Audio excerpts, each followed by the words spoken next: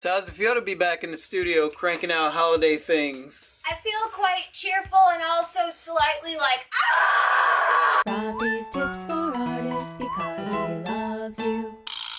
Hola, you amazing artists! Here we are in the studio with all the craziness from the holidays going on, all the commissions and the orders and the calendars and all the stuff that I have going on. I released calendars this year again. It is a lot more work than I had anticipated. Even though we are busy for the holiday season, we wanted to make sure that we still do our videos for you guys and answer some of your questions. I think I lost the question. And without further ado, Oh, there it is. Okay. So this question comes from M. Darn it, I don't have his name. Okay, but his Instagram thing is at Odin Force Elephant Writer. So So I'm doing my first art show in June with $15 per piece hanging fee. What's a good number of pieces to put up as a first timer? Love your vids, by the way. Thank you, by the way. yeah, thank you. And hey, congrats on your first art show. Congrats! So I have two things that I'd like to discuss about that question. As far as I am concerned, if it was me and I was doing an art show for the first time, I would basically bring in all the pieces that I was most proud of.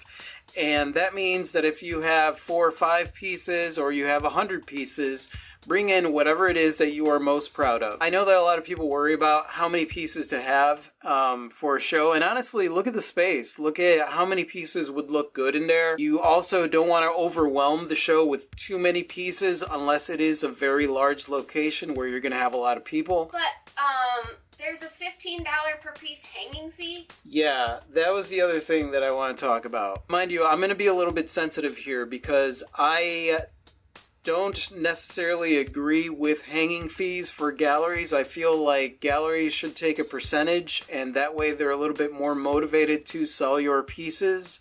They're a little bit more motivated to invest into the show versus making money right from the get-go from a hanging fee.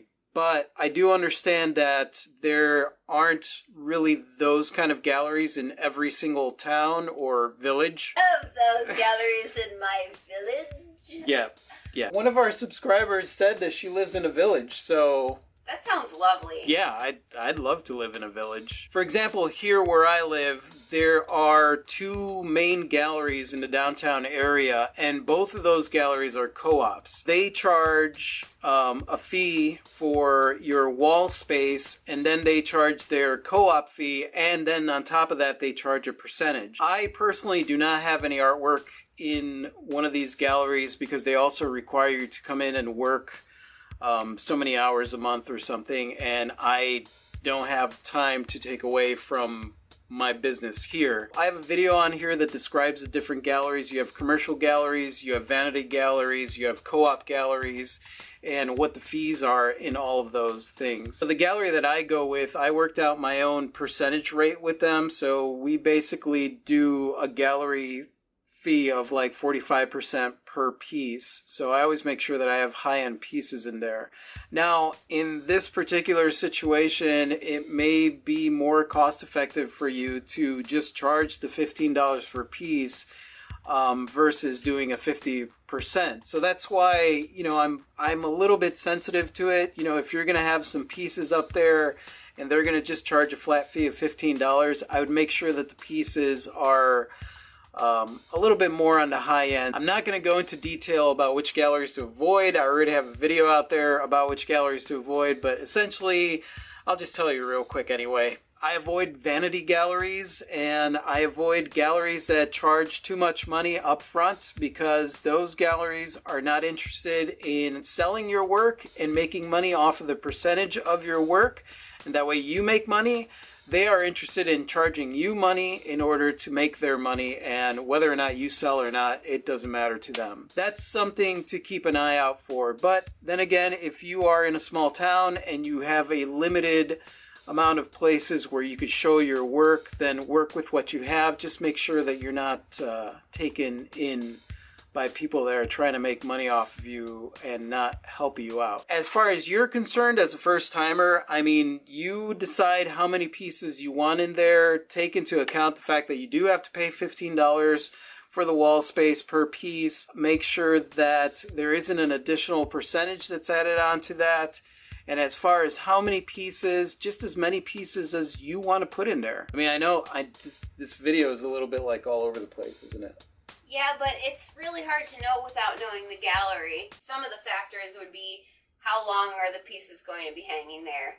How many people does the gallery expect to draw during the duration of the show? Yeah. And you'd have to kind of average that out. Like, what are you willing to pay to do a show? A lot of newer artists are suspicious of shows that charge money to be able to set up a booth, and honestly, that's the way it works. Like, you have to pay a booth fee, and a lot of times you have to pay a jury fee in order to get in. For a lot of galleries, some galleries have shows and they have a jury fee, and they also might have a showing fee. The thing about it is that you want to make sure that if a show or a gallery or something like that is charging upwards of $100, maybe $200 or $300, just check and make sure that there is a history with that show where they are actually bringing people in.